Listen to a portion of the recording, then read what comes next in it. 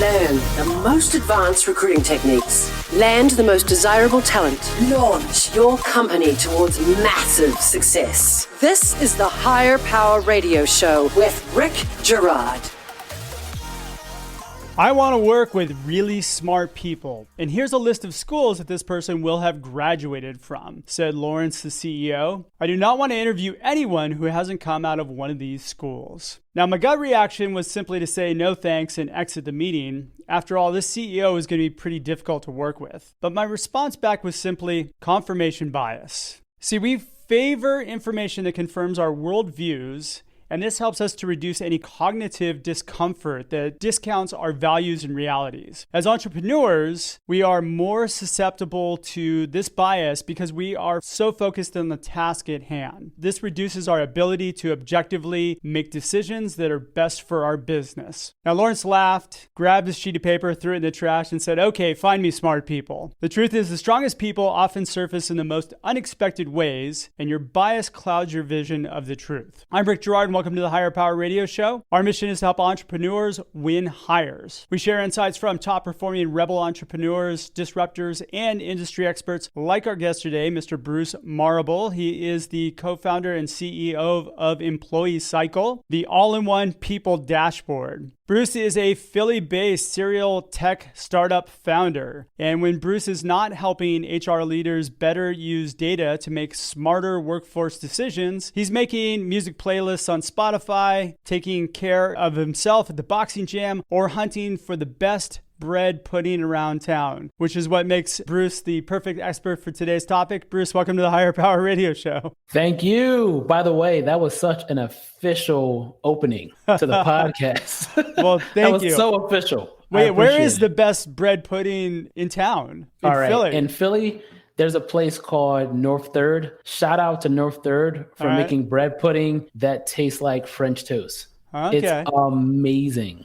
Do you know of any places in California? Because there's never any good bread pudding out here. No. Oh, I damn. mean, typically when I'm in Cali, I'm usually in San Francisco. No surprise there for the tech space. Yep. And I'm pretty sure I've had it there because it's my mission to hunt for the best bread pudding every place I go, whether it's for conferences or networking or meetings or customer invites. But I can't remember any good bread pudding in San Francisco. We'll have to go find one together one of these days. All right. So today we're going to be discussing why bias needs to be eliminated from your hiring process and how to deliver an unbiased, evidence-based interview. Sound like a plan? Sounds great. Let's do it.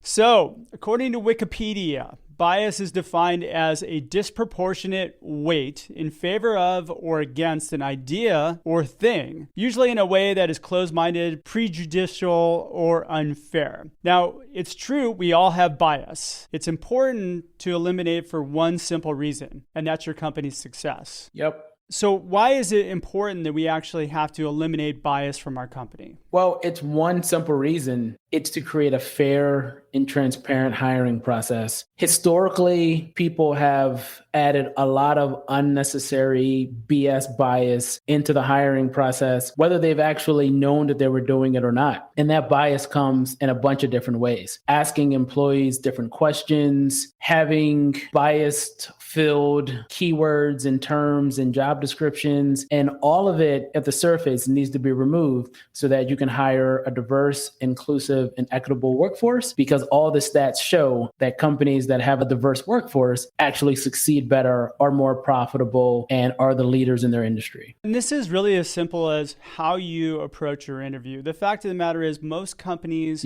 approach an interview with somebody who's a referral much differently than somebody who's an applicant. Yep. The idea with the referral is that they want to screen that person in because maybe somebody over in accounting knows them, they've worked with them before, so they automatically get some credibility, versus an applicant who they frame it from the perspective of they want to screen that person out. And not only is it not fair, but it's not often the best thing for your company. So taking that time to find out really benefits your company more than you would possibly imagine. Yeah, it's a huge issue. People tend to treat hiring like they treat dating. When you're dating, people say, oh, I would just love to be introduced by somebody that I know on my personal network, because if that person knows someone that I like and respect and am close to, then hopefully by default of us sharing some common bond of liking this person that referred me to this person, then I might actually like them even more, or they might be a better fit. But in the workplace, that's totally inaccurate, because just because someone who works at the organization or someone that you know has referred a person to you as a potential candidate doesn't mean that they're a great candidate. No. Just because someone likes to go fishing and they know somebody else who they met while they were fishing and now they've become great fishing buddies doesn't qualify them to be the best person for your company. Like, who cares? Who gives a damn if they're great at fishing or they're fun to hang out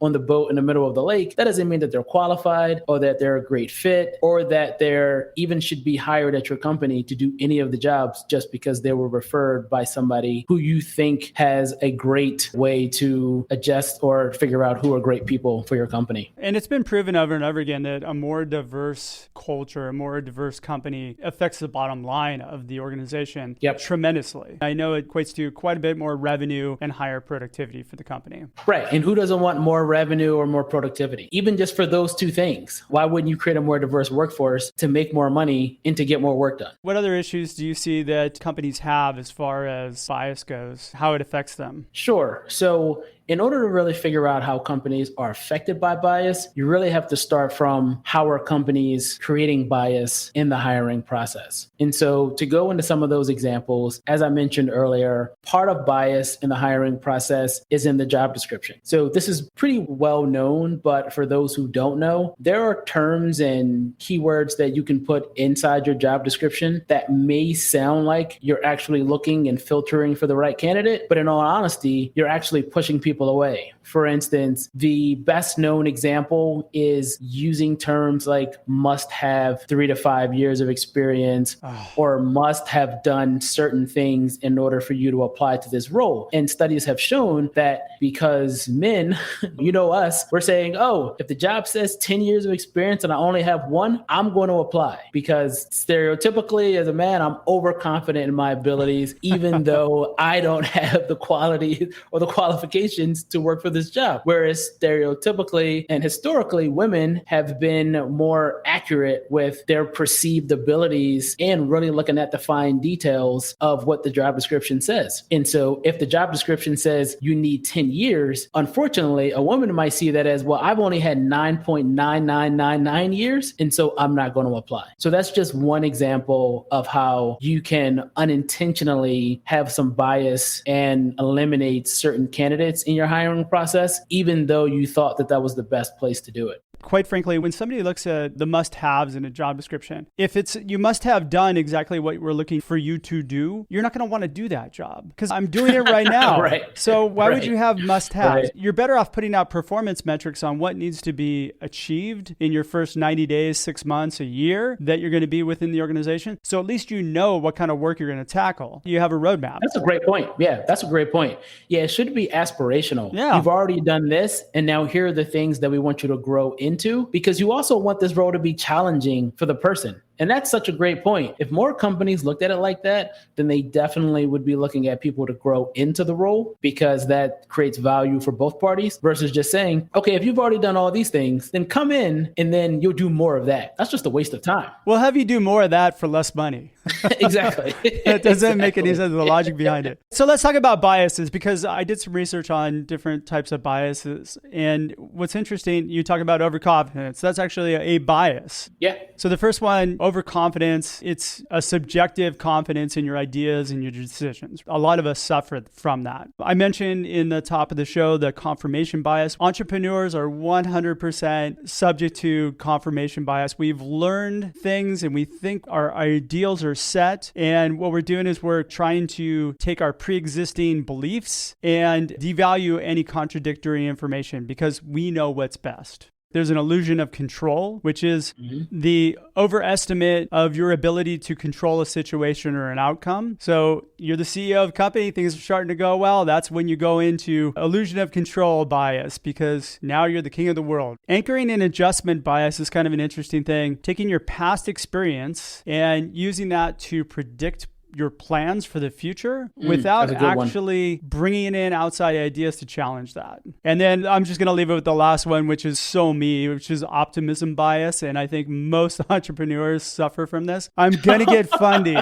I'm like right around the corner. I'm just waiting for a check. You see all the positive outcomes, but it's almost delusional optimism. How do these transfer, though, into the actual bias of the interview process? We talked offline a little bit about there's bias in disabilities, sexual orientation, ethnicities, ageism. These are real things. Yep. These are real things that you really need to consciously look past because it does your company no good. Yeah. So it's interesting that you brought up overconfidence bias. Study after study after study has shown that just because a person comes off as super confident doesn't mean they could do the job. And so I've seen that is translated into two different types of root cause biases from the overconfidence bias. One has been, again, not to pick on us guys, but it is what it is. Typically, men will go in super confident in the interview, whether you think you can do the job or not. Whereas again, most women will go into saying, you know what, they will be a little bit more honest and authentic in regards to what they believe they can and cannot do. And unfortunately, that will leave the interviewer or the hiring manager thinking that, oh, well, because this man who even may be less qualified, but came in as super confident that they can do it, it's like, oh, well, he thinks he can do it, so I guess he can do it. The second way that plays out is in regards to personality types. So if you have an introvert versus an extrovert, a lot of people will look at the extrovert and they may be super qualified, maybe overqualified, but maybe they come off as shy or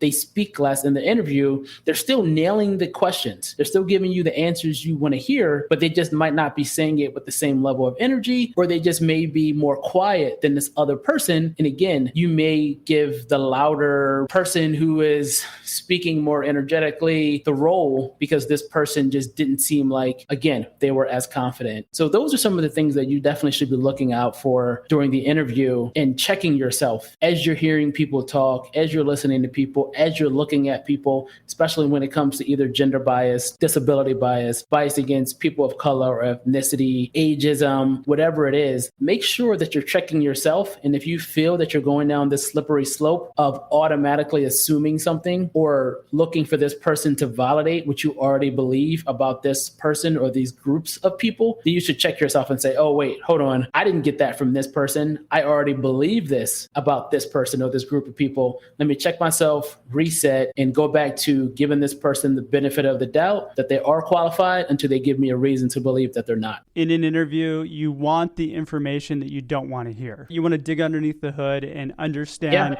exactly who that person is. You're listening to the Higher Power Radio Show. I'm Rick Girard, and for our podcast listeners, we're going to take a quick educational moment from our sponsors. Check out stridesearch.com. There you'll find additional content and resources to help you land great hires. Our guest today is Bruce Marable. He is the co-founder and CEO of Employee Cycle, and we're talking about bias. Everybody's favorite subject today. Talking about bias. Much better than COVID, that's for sure. So how do we solve this bias issue? Let's talk a little bit about what do I need to do as an entrepreneur for me to really get this practice out of my head or be aware of it, first off? So it all comes down to self-awareness. And as an entrepreneur, you have to know when you're drinking too much of your own Kool-Aid. You have to know where your ego is getting in the way. And just as important as those other things, you have to know whether or not you're actually building the best culture and the best team possible. And in order to do that, research has shown that you need a diverse and inclusive and equitable workforce. So in order to be more self-aware, just again, when you're going out and you're looking to hire, don't just take the easy road.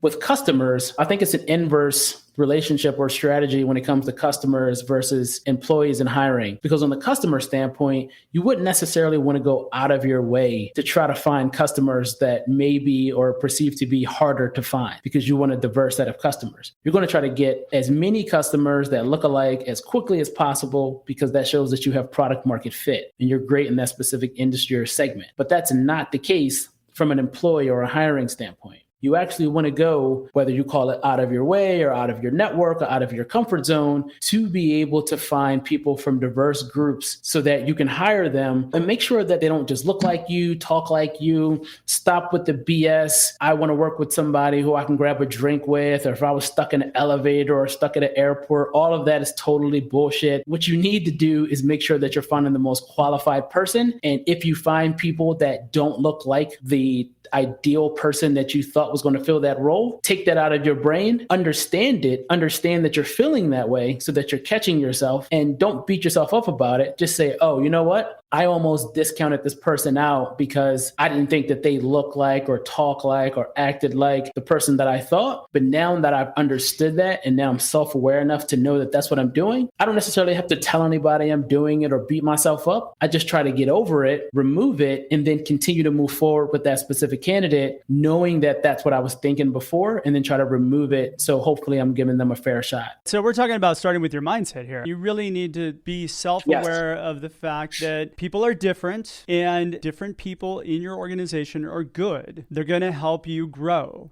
Different ideas, different thought patterns, different ways in which you approach a problem or values. Yeah. Those are really important to growing your company. It sparks innovation. You're saying allow them effectively to be perceived as qualified up front before you make a judgment. Yeah. It's the same way that the law is supposed to work. And I say supposed to because typically it doesn't work that way, but it's supposed to be innocent until proven guilty. A lot of people, that that's not true. And again, the bias in a lot of legal situations is that typically a lot of people of color or people from different ethnicities or underrepresented groups may be looked at as guilty until proven innocent. Well, if you take that framework, that's exactly what a lot of people are doing from a hiring standpoint. You're giving a certain group of people the benefit of the doubt and saying qualified until proven unqualified. But then a lot of people are giving people from underrepresented or minority backgrounds or gender or any other way that you're providing bias to a certain group, you're putting them in the bucket of disqualified until proven qualified. That happens just in the screening of a resume without even a phone call a lot of times. And that's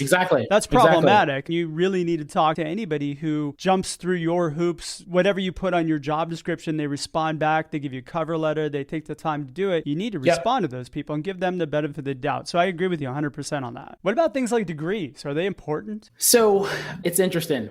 I'm in the tech space. And so I would say across the board, probably not. And I think I have the privilege and luxury to be able to say that degrees may be very important when it comes to things where you absolutely need it. And I'm just going to throw out and say maybe in some type of scientific job, or you're dealing with chemistry or something that's really theory based. Sure. And again, I'm blanking on some industries like where, if you need somebody who's a PhD medicine or law, where you actually need a degree or a specialization in a certain area or category of work. But for the most part, I think a lot of the times college is really just to weed people out to see who could actually make it 4 years during college. And you don't know if that person just partied all 4 years. You don't know if that person actually is smarter, quote unquote, or actually more qualified. I think you really just need to understand, is this person coachable? Can this person learn on the job? And what is the potential ramp time for this person to actually become a fully valuable and productive employee versus somebody else? Because just because they have a certain degree or went to a certain school doesn't mean that they'll actually be productive faster than another person.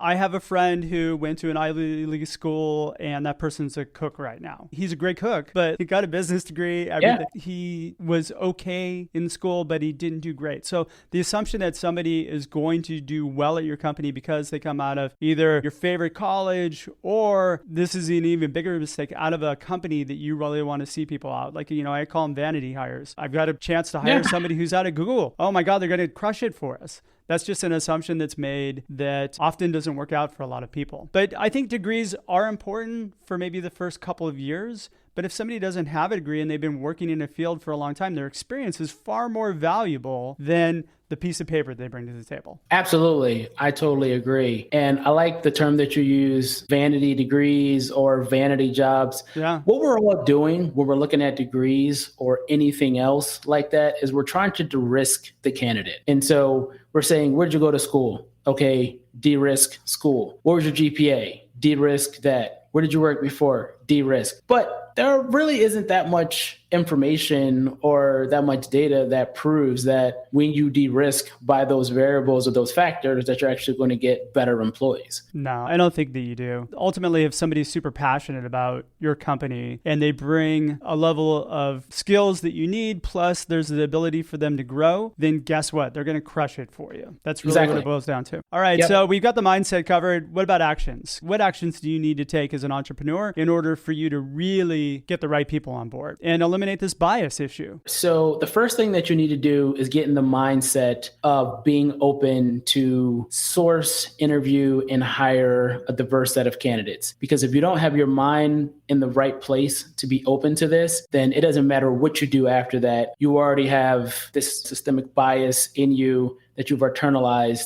that you need to fix. Once you get past that, then you can start doing things like, one, checking your job postings to make sure that they don't have any language that's leaning toward bias. Two, whether it's recruiters and or hiring managers, making sure that you can blind resumes so that you're not looking at things like names, which could allow you to think they're from a certain ethnicity or certain background or religion. Move things like location, school, where they live. There's been studies shown that depending on what neighborhood people may think you live in, that they try to figure out what type of candidate you are. Even remove the graduation dates and the different ages or the different date ranges that you worked at different companies so that you're not looking at how old this person is. Yeah. Again, try to remove as much of that as possible so that it's just the facts. What has this person done? What kind of work did this person do? And how are they communicating the work and the value they provided to whichever companies or organizations they worked? You also want to make sure that when you're actually interviewing candidates,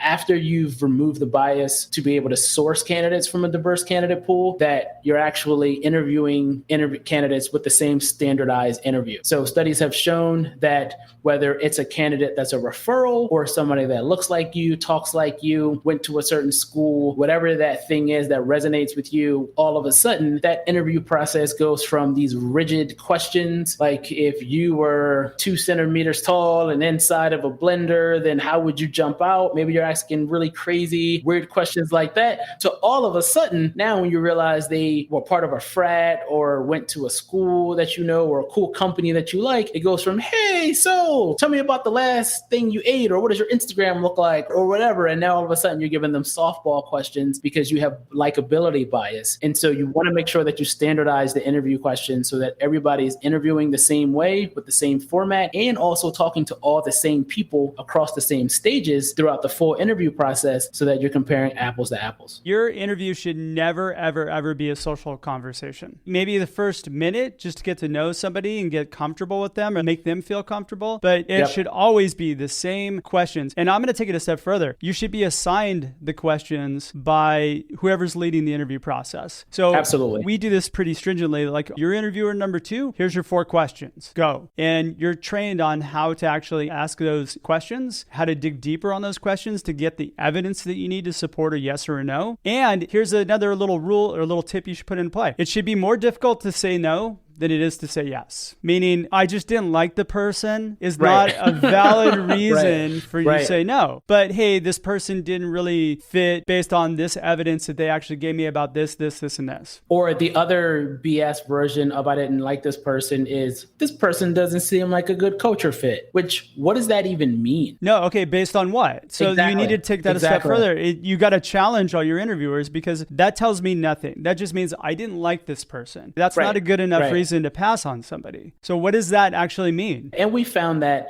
most companies shouldn't be looking for culture fit. They should be looking for culture add, because your culture is a living, breathing thing. It's not something that will stay stagnant. And if it does, then it's going to die. But over time, your culture is a mixture of what everyone brings to the table versus you saying, here's our culture, and then everybody needs to fit it. Because by definition, that's going to create likability bias in the first place. I agree. But you also do have to have people that meld with your company values. Yes. And the values and the culture culture, I believe, are different because we could share the same values, but have two totally different personalities. Absolutely. But I don't think a lot of people realize that those are different, but they're very intertwined because they confuse the two. Culture is my company values, but that's not really what it is. Culture is your values combined with the behaviors of the people, combined with the people. Exactly. Yeah. Your culture is the way that people act out your values. Yeah. When they're around the water cooler.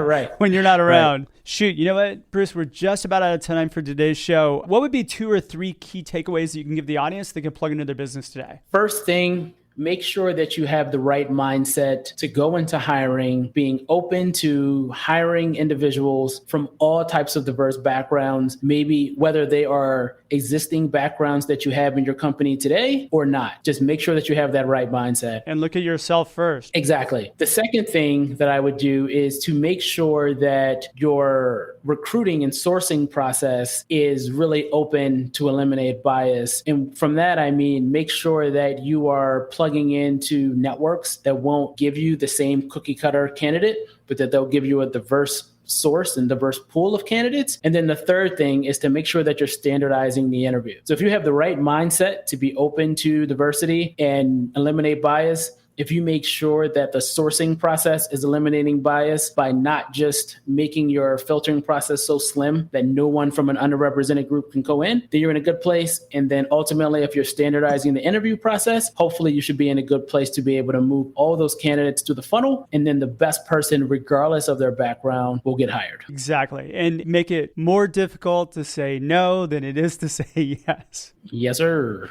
Bruce, thanks so much for your time investment today. And I want to welcome you to the Higher Power Radio community. Thank you for having me. Oh, dude, it's a pleasure. This was awesome. What would be the best way in which members of our audience could reach you, find out more about you, your company, give you a few minutes of plug time? Sure. So I'm on LinkedIn. You can find me, Bruce Marable. I think you can spell my last name if you're looking at this video. I'm on LinkedIn 24 hours a day. So if you ever want to contact me there, please do. I'm not a big social media guy. So if you contact me on Twitter or Instagram, I think I have an Instagram page, then I don't know what that's like, but LinkedIn Neither do for I. Sure. LinkedIn for sure. Also, our website, you can see that at employeecycle.com. Learn all about us. Please sign up for a free trial, connect your HR systems, and use our people dashboard to eliminate bias, understand more things about your hiring and recruiting process, and hopefully you can use the data in our dashboard to figure out whether or not you do have a bias-free hiring process. That's awesome. I want to thank our listening audience for tuning into this week's episode of Higher Power. Quick thanks to our team, Christopher Decker, Andrea Ballin, and Ayla Gerard. If you're listening to the podcast, please subscribe, review, and share. We love your feedback after all the shows for you. And you can join the Higher Power Radio community at Higher, H-I-R-E, Power, P-O-W-E-R, Radio, R-A-D-I-O.com, or drop me an email at rickatstridesearch.com. Tune in next Tuesday. Our guest is going to be Adam Gordon. Adam is the co-founder of PTO Genius. I'm your host, Rick Gerard, and you have been listening to the Higher Power Radio Show. Aloha. Thank you for listening to Higher Power Radio. Catch our LinkedIn Live show every Tuesday at noon or download the podcast on iHeartRadio, iTunes, YouTube, or your favorite podcast platform. We appreciate you joining us on Higher Power Radio with your guide to recruitment success, Rick Gerard.